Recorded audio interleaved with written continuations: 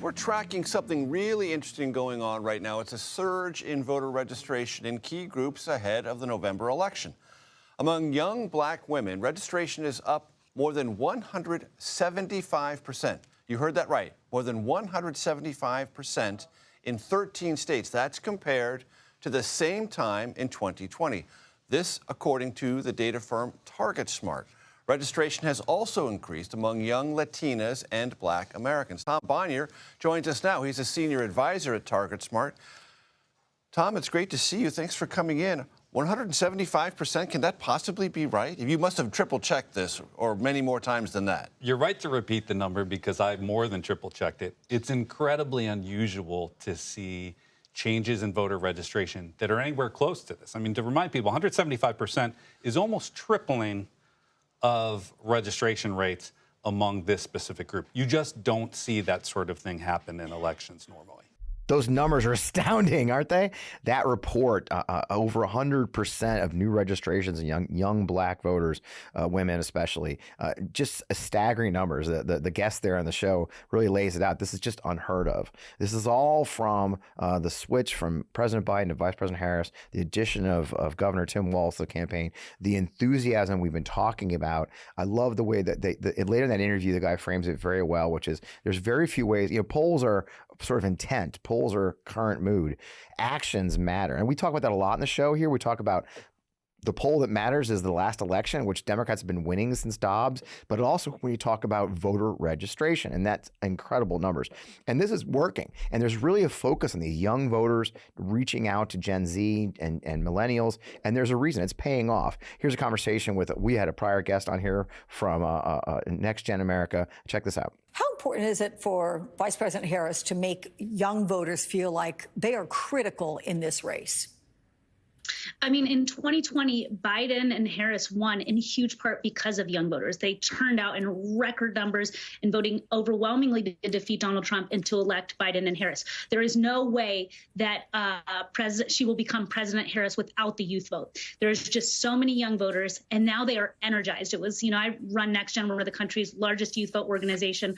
We're in battleground states across the country, and I can tell you from talking to our teams in Pennsylvania and Arizona and Michigan, by Monday morning, our organizers were being flooded by young people saying, I want to register and pledge to vote. And before it, we just didn't have that feel on the ground. And so we're seeing almost immediately a huge surge and boost of energy to young people across the country. Yeah. Right.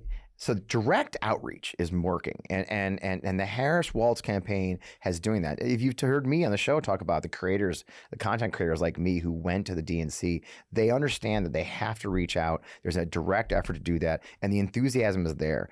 Many young people are saying, hey, I want to vote. I want to be part of this. They're volunteering like never before.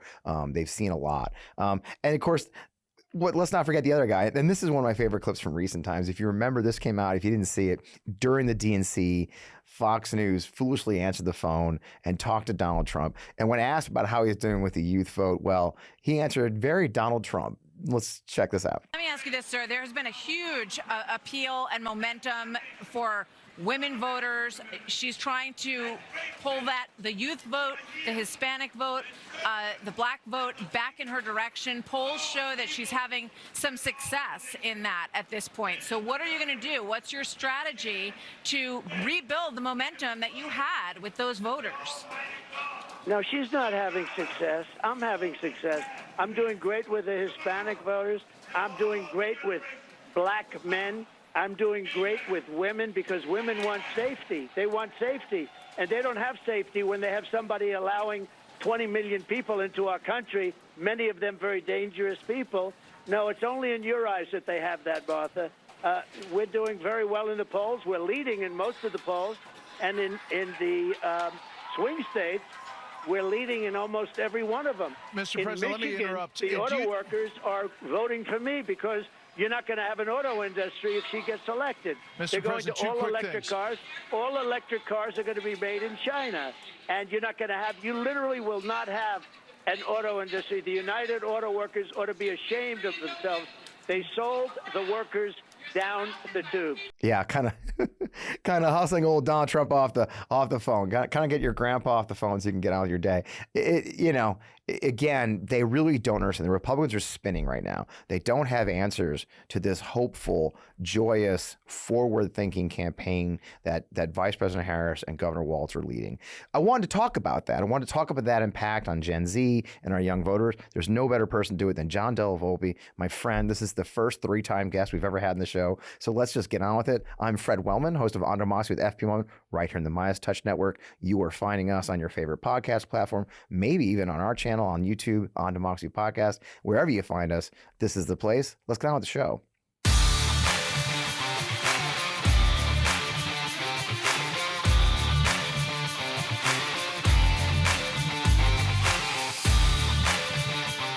Welcome, welcome, welcome. I am Fred Wellman, host of On Democracy with FP Wellman. You knew that because I said it a minute ago, but here we are again. Look, it's been a crazy time as always in everywhere, from Arlington National Cemetery craziness to people running around like nut jobs. It's been great. But in the meantime, I really want to circle back and talk about what we really, really need to talk about. As in the intro I mentioned, youth voting, voter registration, the gender gap that's growing. I couldn't think of anybody I'd rather have on the show than our first 3-time guest, the first one ever. John Della Volpe is the director of polling at Harvard Kennedy School Institute of Politics, author of Fight, this book right here, How Gen Z is Channeling Their Fear and Passion to Save America. Founder of SocialSphere. John, man, welcome back to the show. 3-time guest, no smoking jacket though, I'm sorry to say. Okay, well, I need to figure out something else as a token, but this is such an honor, Fred. It is great to be with you. Thank you. At what point do we get a smoking jacket? I think 5. I think 5 is the tradition. We'll have to create that. We'll get you your own, On Democracy mug. I'm going to create that. We got to get some swag. I'll talk to the MeidasTouch guys about me getting some swag. I mean, geez. And by the way, it's our 101st episode, 101st. And you are. So there you go. Hey, so, I missed it at DNC, but you did a new poll. I believe you work with our friends at Voters Tomorrow and others. Talk about the youth vote, the issues around our youth voting. Tell us about this new polling you just put out and what's going on in that sector of our voting. Yeah, sure thing. A couple big things to always start, Fred, right? Without younger people, Donald Trump is currently the president. Okay. Wow. So let's just circle back just for a minute, right? In terms of 2020. Okay. We're all talking about still, for important reasons, the 3 blue wall states, Pennsylvania, Wisconsin, Michigan. Yep. And of course, the Georgia and Arizona. Those 5 states flipped. Okay. Trump won those in 2016. So they flipped from red to blue, 16 to 20, because of the younger people. When you look through all the data, you'll find that Donald Trump won the vote of everyone over the age of 45 in each of those 5 states. Trump won, okay? Republicans did something similar in 2022 in the midterms. It was a combination of the record turnout among 18 to 29-year-olds and essentially a 20-point margin across those 5 states that were chiefly responsible, I'd argue, for Biden winning. And what I believe is a better place. Okay. Yeah. So that's kind of where you start. Right. I look at this, at the magic number for Democrats to feel confidence for a popular vote and then electoral college victory to be about 60%. Yeah. Okay. That's the magic number I'm looking at.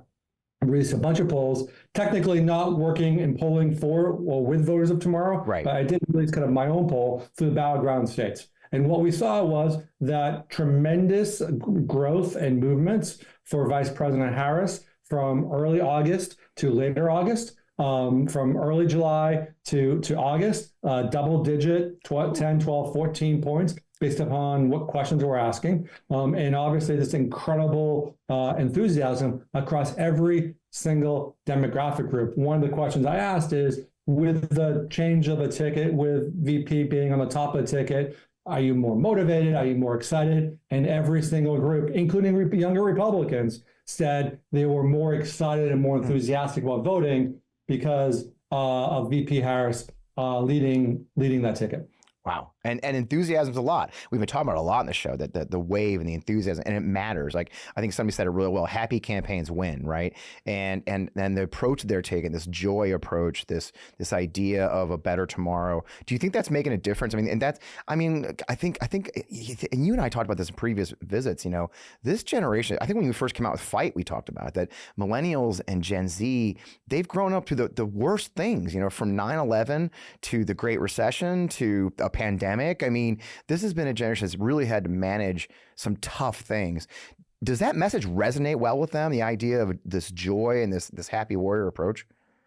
Well, we can see that it is, right? We can see that through data that I look at, from public opinion polling, from the horse race, to kind of the attributes, to the issues that they care about, but also voter registration, and people want to be part of something that they can feel good about, Fred, right? They want to feel good about something. And to me, this is going on our 25th year, if you can believe it, the Harvard Youth. Wow. 25 years, right? We met in the early days. Yeah, 06. We met in 06. Right? Yeah. And to me, this moment reminds me of a combination of two things. It reminds me of the early days of Obama, 07, 08, when there was joy and there was obviously hopefulness, right? But it also is that there's a focus and there's a determination that I saw firsthand in the days after Parkland. So it's this like steely grit matched with like hopefulness in where we want to go, and that we've got some confidence in ourselves to get there, that I think is in the process of developing. And if it can continue to be nurtured and developed, it's going to be incredibly powerful, I think, in the next couple of months here. And that nurture, that developing is key, right?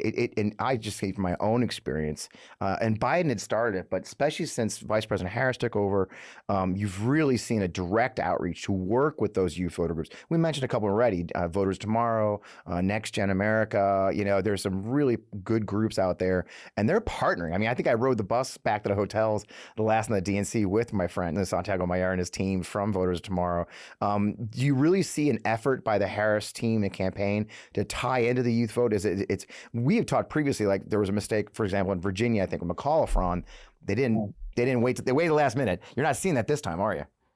No, and that's makes me feel so great, right? Because very few people were paying attention to the youth vote back when I started this thing, right? So we wanted to kind of elevate the voice of the young people and empower them. And now Santiago and so many others are leveraging their power and their capital to remind elected officials that they win elections based upon how well you do with youth vote. It's not news to VP's team. There's a lot of folks from the Obama team. There's a lot of folks from the Biden team. And obviously she's been plugged in. Her college tour last year, late summer, early fall, incredibly successful. Why? Yeah. Because she didn't go there and lecture people on a college campus. She went there to listen. She went there to listen and to hear their concerns, to internalize their concerns and remind them, as I said on the outset, that the power that they have, that we live in a different and better place because of their participation last time. And she's listening, she's empowering them to do that again. So, but these campaigns and these movements are special, I think, when we have this unique combination, right? We've got the grassroots, the next gens of the world, the voters of tomorrow of the world, from the bottom up. But when they get support, right, from the top down, specifically the presidential campaign, that's when something special can happen. And there are so many examples of that, from responding to the issues, from listening, to also empowering younger people, including some students that I'm friendly with at Harvard, right, to run the social media channels, et cetera. So it's exciting. Yeah, it's funny. I saw an interview with somebody. They talked about the big change from the Biden social media outreach to the Harris social media outreach, and I think I saw an interview or caught a clip from the guys directing it for Harris. He says, "Well, I got these Gen Z kids. I just let them do their thing." I mean, that's it, right? And I mean, that's where you go, isn't it? Right, because they're talking like there's no more, I think, qualified person to talk to a younger voter than another younger voter, right? Who has some information, has some passion, and can connect on that level. Because one of the challenges for younger voters is that they need to feel like all this matters, right? That their vote can make a difference. And when another younger person can remind them that we have the first African-American woman on the Supreme Court, right? That despite the horrible, horrible, horrible tragedies of school shootings, we made some modicum of progress, through a bipartisan gun legislation that funds some red flag laws and tries to keep automatic weapons out of the hands of teenagers, right? Yeah. So that there is some sort of progress. And when those messages can be communicated peer-to-peer, that's going to be much more effective than, a 30-second ad from somebody who's more distant to them. Yeah, and of course, a demographic shift at the top of the ticket, in every way possible. Funny thing about us Gen Xers, and I think you're a fellow is a traveler in our generation, is that our generations tend to skew young or skew old, right? And I am the senior class of the Gen X as a 59-year-old. But that's really where Vice President Harris comes from, right? She comes from a more of a skewing younger. I mean, she understands the cultural vibe. She understands the cultural nuances that we haven't seen in a presidential candidate, I think, probably since Obama, I would say, right? Or, going back to Clinton playing the saxophone, right? I mean, it is a unique thing to be able to hook and understand the cultural vibe you're trying to lead, isn't it? And it's a really astute point, because it's difficult, even on social, everyone talks about social media, but right, that's all we talk about, yeah. To pierce those algorithmic bubbles of social media for the non-politicos, for the non-news watchers, right? And as we've talked about before, there's so much anxiety and stress related to politics. A lot of people, there was an NBC Gen Z poll that came out yesterday. I think 37% indicated that they unfollowed political people on social media, okay? Why? I think a lot of it is just to preserve their mental health. It's one of the few things that they can do, right? Yeah. To make themselves less stressful. So the idea is to find other kind of touch points across culture, right? Yeah. That the VP can kind of connect with. So the importance of her cooking videos, right? Right. The joy of her dancing, her connection to music and other culture is more important, I think, at this stage, as she's still introducing herself, than we might otherwise recognize, because I think she's reaching a group of folks who try to avoid politics. And if they can connect with her on something other than politics first, see that there's some sort of connection, I think they'd be more likely to open up and listen to her vision for the next 60 days and for the country. And that makes the most sense. And it's a natural thing. I think one of the things that I've enjoyed, a couple of things happened with Vice President Harris as this whole the Biden changeover kind of unfolded. You saw a lot of people who wanted Biden out, but also wanted an open primary, and we really know what that meant. Open primary meant somebody other than Kamala. And I said from the beginning, if Biden makes his choice, it has to be Vice President Harris first and foremost. But the other part of that was, I even had people close to me say, "Well, I saw her in 2019, and speak." I'm like, this is not the same Kamala Harris that we saw in 2019. This is, as you mentioned, the HBCU tour she did, where there's crowds snaking around the buildings. I saw her speak at the DNC fall meeting, where she was just sitting in a panel or sitting in a chair getting interviewed, had the crowd on their feet 3 separate times. She is a person who has learned and mastered her craft of connecting with people. But then beyond that, I love what you mentioned about the cookie videos. Like the other day, the video in Savannah where they stopped by the bakery. She's just naturally a fun person, if you will, berating her fellow congressman into getting a piece of cake. Come on, you gotta get something sweet, And there's not a person on earth that doesn't relate to that. I think that naturalness can't be undervalued, can it? No, Fred, and I agree with you. Obviously, she had her struggles in 2019 on her own primary, but and I really felt like she found herself, over the last couple of years. Yeah. I think it's a combination, of the shooting in Memphis, I think in Tennessee, right? Yeah.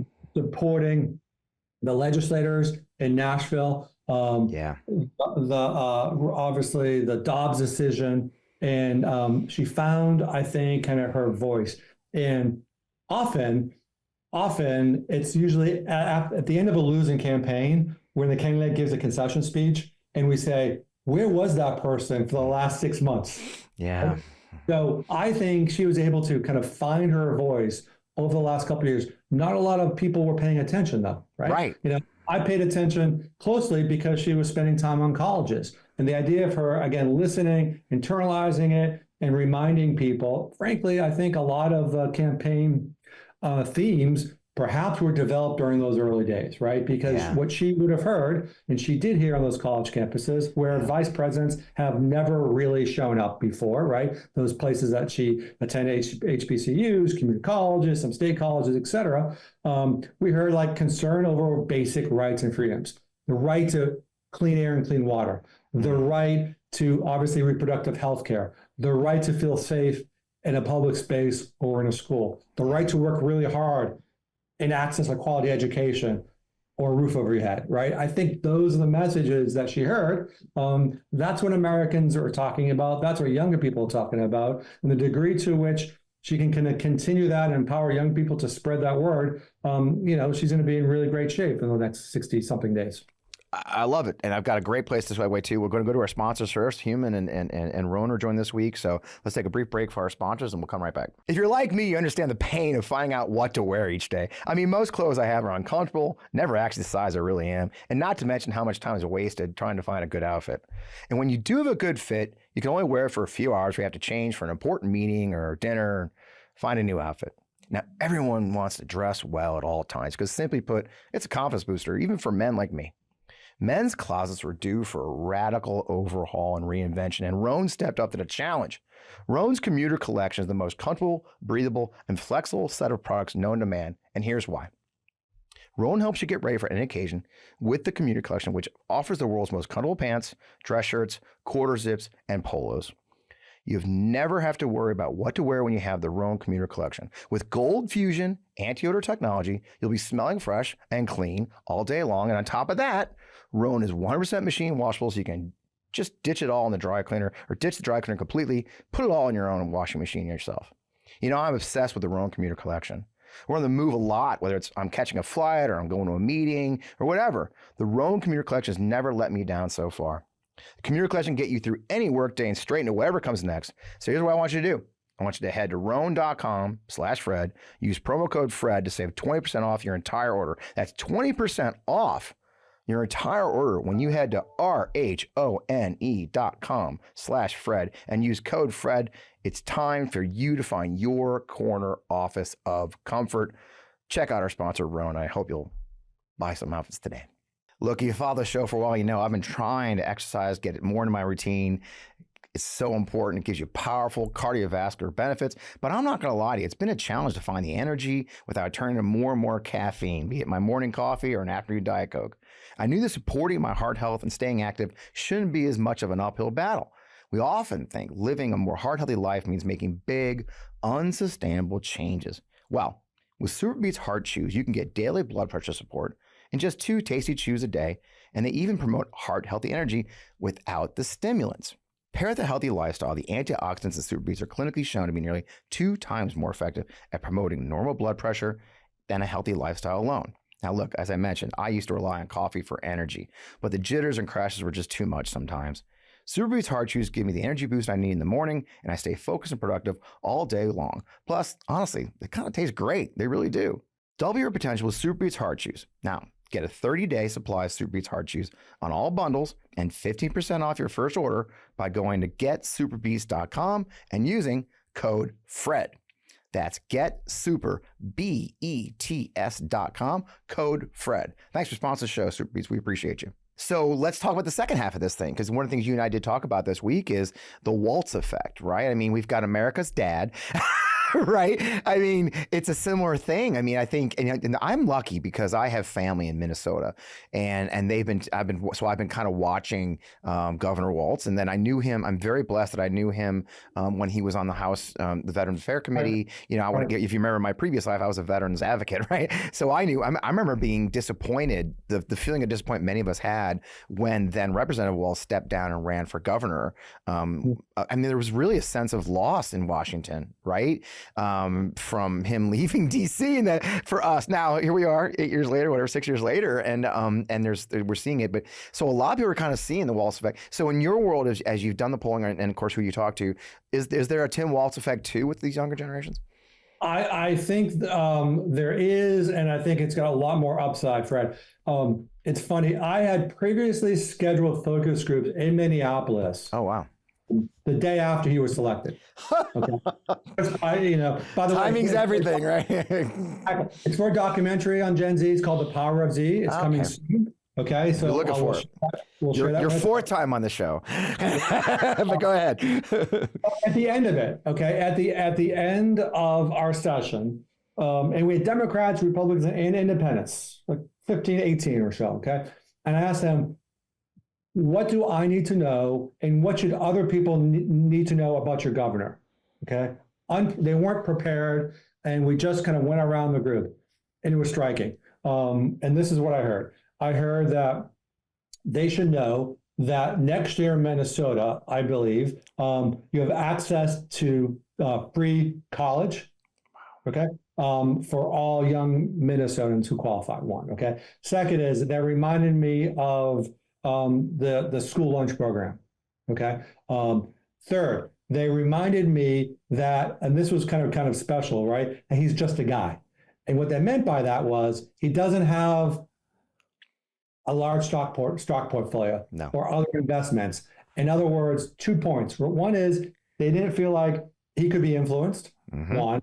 But secondly, they felt they could connect with him because likely has some level of economic instability, without that sort of nest egg, just a guy, okay? Right. And then the other point was that they were very proud of him being a football coach, and the young man said, listen, you're not a high school football coach for money or for fame, right? You're doing it because you care about the young men, you care about your community, and you're trying to do something good, right? So like rapid fire, that's what I was getting. Wow. And more importantly than those things, which are important to younger people, but the fact that he is able to communicate so effectively, because those are some specific policies, right?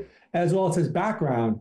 To me, those combination of things are going to be powerful with younger people, because we know this emerging gender gap. I think, Fred, you're the one who taught me, not just in Michigan and Wisconsin, but this is a candidate who's going to do his share of work in North Carolina, right?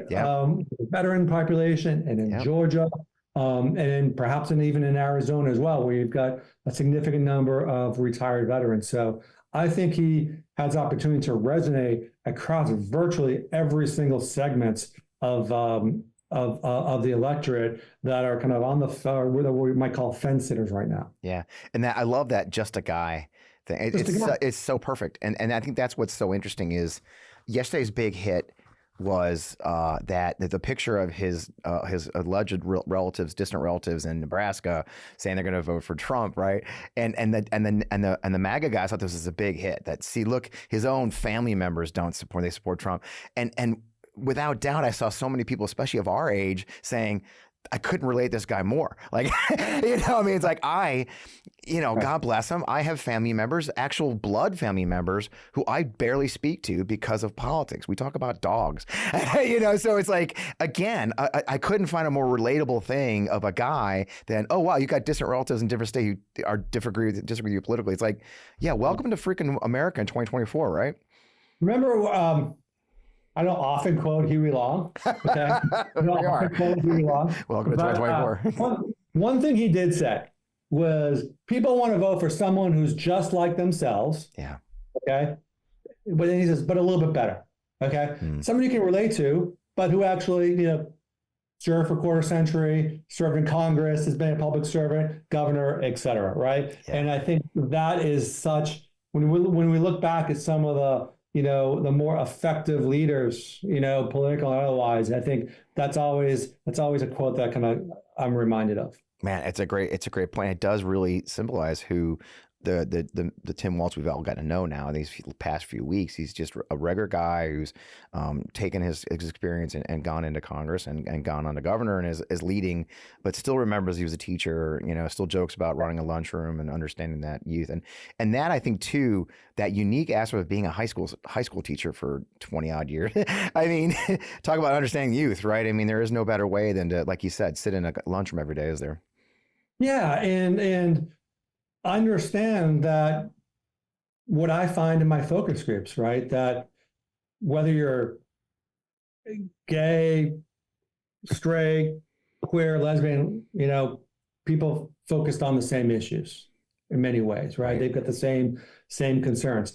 Young conservatives and young progressive people in his classroom had the same concerns, right? So I think understanding that is incredibly important for him, right? But also understanding the unique ways to kind of connect with and talk to different pockets, right, within his classroom. You can't be an effective teacher if you're doing, the same lecture in the same way every single day, right? So understanding kind of the shared goals, that a generation or a nation have, but also appreciating the nuance and the subtleties and the way to connect people. Those are skills, right, that teachers have to really kind of develop to be kind of effective. And obviously, he's done that incredibly well. Yeah, and another thing I want to pull, and we'll move on, is the Gay Straight Alliance work that he did back in the 90s. And there's been a couple of pieces written about how just unique that is, because the 90s was a different time. It's easy to get lost where we are here in 2024.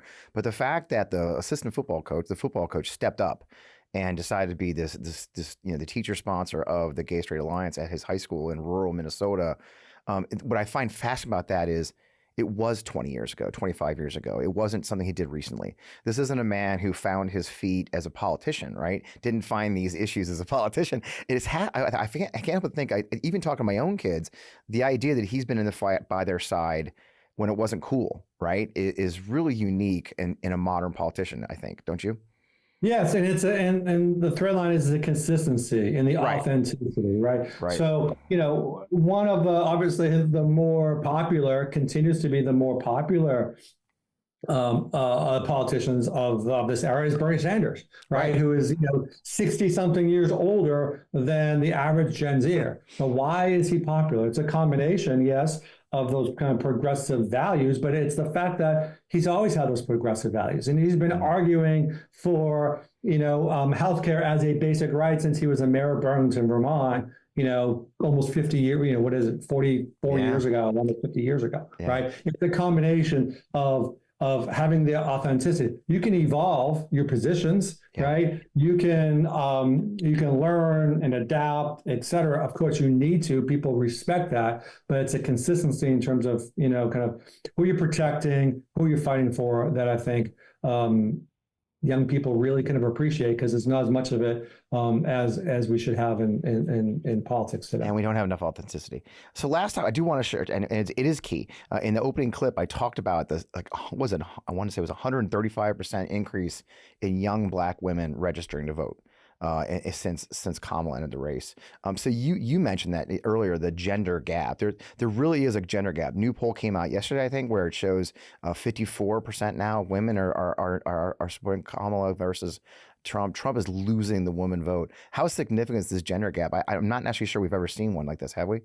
No, especially among, again, zeroing in on younger voters. Yeah. During the Obama era, as an example, there was like a 1 or 2 point gender gap, barely a gender gap. Yeah. President Obama was solid among men as well as women. And we've really kind of seen it explode, I think. Some polling has a gender gap pushing 50 points, okay? Wow. Pushing 50 points in terms of, 70, 80% of women versus supporting Kamala, 30 or so percent of men. I don't think it's that dramatic. I think it's still in the 30 point something range. Yeah. Okay. 30 something point range, I think, especially in the battleground states. Yeah. She has remained and has held the female vote consistently. Biden did actually quite well also, because women more than any other group appreciate like the lack of rights that they have today relative to a few years ago, and who was fighting for that one, right? But there is some concern, there should be some concern about what we're seeing among men. And in the battleground states, I don't think that I think she's underwater with men under 30. I think Trump is winning. There's been a little bit of progress, but not nearly the progress that I think the Democrats need to see to feel confident. It's a lot of time, but I think that's where things are. That's fascinating, and it is stressful. I mean, I could imagine that's something they're thinking about, obviously, and that's where you deploy, I guess, Tim Walz and others to try and tighten the group up. But it really is interesting to see that growing go. And it's funny. And then let's also talk about, we've talked about Tim Walz and of course Vice President Harris, but let's talk about JD Vance and his apparently hatred for women, and Donald Trump's. I mean, it's not only just that this ticket brings to the table our opponents, and their opponents bring something even worse to the table, right? Almost like a distaste for the women. It seems like, doesn't it? Well, this gender gap didn't happen, I think, necessarily organically. I think this has been a strategy, right? Right. Basically kind of, MAGA Republicans, right? And perhaps Russia and God knows who else, right? And in terms of driving, basically driving a message that Trump as the anti-hero, not a villain, one. Yeah. Second is that the conspiracy theories connected to governments not working, not serving kind of your needs too, right? And then third, it could exacerbate it by a campaign focused on a lot of misinformation related to President Biden. Right. Okay, so that's not surprise, and it's infested, traditional as well as non-traditional outlets, many places that we don't even see, right? So I don't think that's necessarily kind of a surprise. We talked about this before in terms of the disconnection that younger Democrats, younger people of color have had with the Democratic Party, despite the fact that a lot of their values are more progressive today than they were a few years ago. So this is a systemic challenge that I think needs to be addressed by the Democratic Party soonest. Speaking of JD Vance, I saw this morning, one of the more tone deaf quotes I'd ever seen in a conversation he was having with Charlie Kirk, and he suggested, the question was like the expenses of raising a family, right? And he suggested that for younger families, we both have younger kids who are that age, right? Yep. And I think you've got a couple of grandkids yourself, right? And JD Vance said, one of the main solutions would be just to ask grandma and grandpa to chip in a little bit more, right? In terms of taking the babies while the parents go to work, or the aunts and uncle, okay?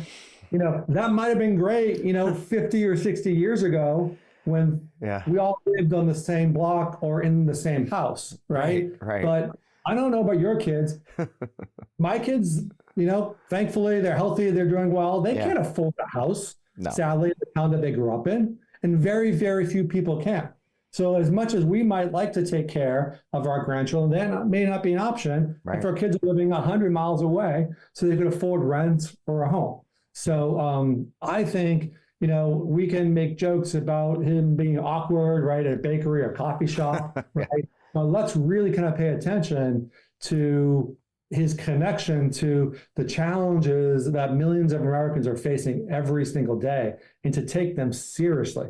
There may be some disagreement in terms of policy, but asking grandma and grandpa, that's not a policy. No, and it's a fantasy world. I live 1,200 miles away from mine. So, well, with that, John, I appreciate you. I know you're a busy man. Thanks for taking time to be our first 3 repeat guest. And man, keep up the fight. I'm sure we'll be talking to you again. Good luck with that documentary. Thanks, Brad. See you soon. See you soon. I love talking to John Della Volpe. You can see he's brilliant.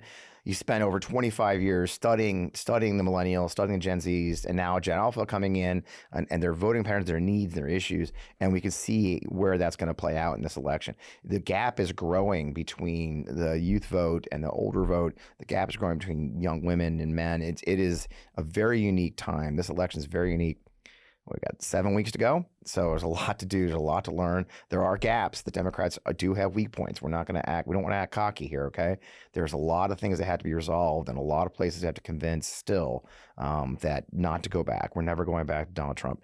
With that, it's just been great. It's been a great week. Good seeing you guys. I love talking to John. This is our last week. If you heard me mention, I haven't mentioned in quite a while, the Forgotten Democrats. As you remember, if you haven't heard before, I'm the national chairman of Forgotten Democrats. Forgotten Democrats is a very unique organization. We're very simple.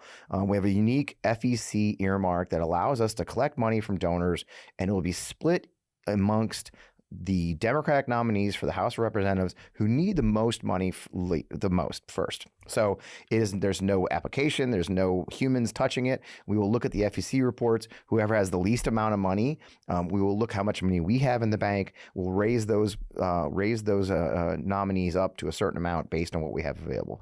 Well, I'm excited to say we're getting ready in a week and a half to actually issue our first checks. I'm going to start picking up the phone and calling House nominees and Democrats across the country to say, hey, we're sending you X amount of money from our pot of incredible donors.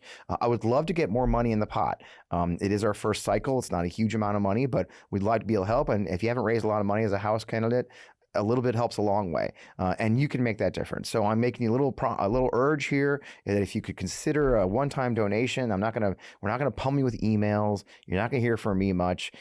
We don't have hardly any overhead. We have like one staffer. I am not getting paid. It's literally an effort simply to fund those Democratic people, nominees running for the House who need money to get out the vote in this last week.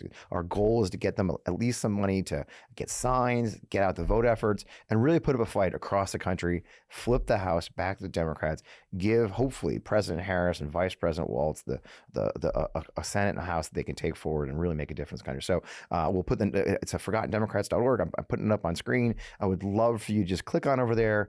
Any kind of donation helps. Every little bit helps. This money will start going out to Democratic nominees for the House of Representatives in the next 2 weeks. And that's it. There's no fancy ads. There's no PAC. It literally is a very simple system. Your money gets split up amongst multiple candidates in a very unique way. So my last pitch to you for Forgotten Democrats this cycle, I would love your consideration for that. And with that, there's a lot going on in the country. I hope you'll keep in touch. We've got new hot seats coming out. I just interviewed a wonderful woman, Lexi Doherty, who's running in Georgia against Mike Collins, an execrable person, and many others. So check those out too, right here in the MeidasTouch Network. We're here every Friday night, 11. Thanks for all you do. Get in the fight, folks. We're only weeks away from the election. Find a way to be a part of it. And it's not enough just to tweet. Get on in that fight. Find a campaign that needs you. We can win this election if we all work together, focused on the objective, which is to put MAGA and the Donald Trump campaign in our past once and for all. And with that, I'm Fred Wellman. We'll see you next week.